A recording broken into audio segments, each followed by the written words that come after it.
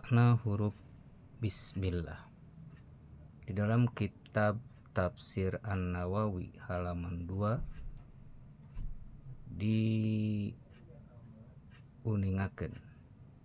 Bismillahirrahmanirrahim. Ba-nya adalah Bahaullah, artinya keagungan Allah. Ba tiasa dimaknai juga bariun, artinya yang menjadikan. Ba bisa juga dimaknai basirun, yang melihat. Nah itu ba ya, artinya keagungan Allah Subhanahu wa taala yang menjadikan, yang melihat. Beda basir Allah dengan basir kita. Kalau basir Allah itu tidak terbatas oleh jarak. Beda dengan manusia. Manusia bisa melihat, bisa, tapi melihatnya adalah terbatas. Manusia bisa menjadikan sesuatu, bisa, tapi terbatas. Manusia bisa agung, bisa, tapi terbatas. Nah, keagungan yang menjadikan dan juga yang melihat itu hanyalah Allah yang tidak terbatas penglihatannya, tidak terbatas menjadikannya, tidak terbatas keagungannya. Makanya kita sebagai manusia otomatis adalah banyak terbatasnya, artinya terbatas dengan kemampuan, terbatas dengan penglihatan, terbatas dengan segalanya. Kemudian sin, bismi, sin. Sin itu maknanya sanauhu, luhur, di atas. Biasa dimaknai juga samiun, yang mendengar. Jadi Allah itu yang berada di atas segalanya, penglihatannya, kekuasaannya, dan Allah juga mendengar. Mendengarnya Allah beda dengan mendengar kita. Kalau kita mendengarnya terbatas, sedangkan Allah adalah pendengarannya tidak terbatas. Kemudian bismi, mim. Mim itu mengandung makna mulkahu, artinya penguasa atau raja. Maliki yaumiddin, Allah akan menjadi raja di hari kiamat. Ya, King of the King, raja di atas raja. Di saat itu tidak ada lagi yang berkuasa, hanyalah kecuali Allah. Mim bisa dimaknai pula majidun, agung. Keagungan Allah, kemahabesaran Allah beda dengan manusia. Terus alif. Alif maknanya Allahu latifun, bahwa Allah itu yang maha lembut. Bismillahi, alif lamnya ya. Lamnya artinya mengandung makna latifun, yang maha lembut.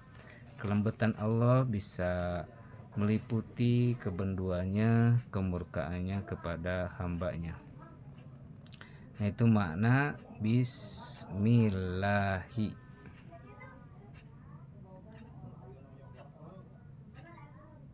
Berkaitan dengan kalimat bismillah,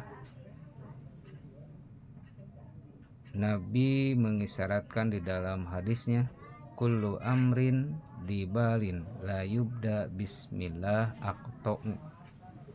Setiap perkara yang baik tidak dimulai dengan bismillah, maka pahalanya adalah terputus.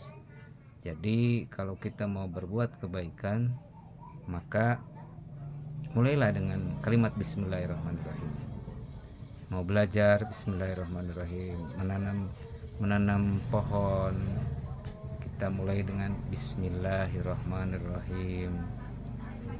Jadi segala sesuatu yang baik, maka mulailah dengan kata-kata yang baik pula. Begitupun memohon kepada Allah yang baik.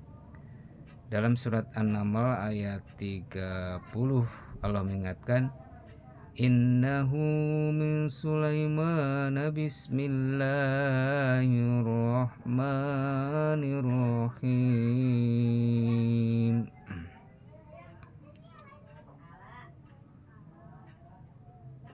Imam Syafi'i menjelaskan kalimat basmalah adalah merupakan bagian dari surat Al-Fatihah. Bismillahi ayatun minal Fatihah. Jadi kalimat bismillah merupakan bagian dari ayat Fatihah. Imam Abu Hanifah bismillahi laisat minal fatihah. Menurut Imam Abu Hanifah bahwa basmalah itu tidak termasuk bagian Fatihah, jadi terpisah. Bagi kita intinya harus memohon saja kepada Allah Subhanahu wa taala. Adapun perbedaan adalah itu merupakan perbedaan cara, tapi intinya kita yang penting mengamalkan dengan yang baik. Kemudian H adalah menunjukkan al-hadi, artinya hidayah. Ro-nya ar-rozaku, yang memberi rizki. H-nya halimun, nyaah. Nu-nya an-nur atau an-nafi'u. Ar-Rahman, daf'ul afat, menolak balai. Ar-Rahim, alladzi yastaru alaihim ad-dunuba fid dunya wa yarhamhum fil akhirati fayadkhuluhumul jannah. Artinya kalimat Ar-Rahim itu adalah kalimat yang menutupi kesalahan dosa manusia dari kehidupan dunia ini, dan Allah dengan memberikan kasih sayangnya di akhirat, akhirnya orang itu bisa dimasukkan ke dalam surganya. Semoga kita bisa terselamatkan dan kita bisa masuk ke dalamnya sebagaimana yang disampaikan di dalam pernyataan yang barusan kita sampaikan, dan Allah meridhoinya. Rabbana ighfir lana wa li ikhwanina alladzina sabaquna bil iman wa la taj'al fi qulubina ghillan lil ladzina amanu innaka ra'ufur rahim. Wassalamualaikum warahmatullahi wabarakatuh.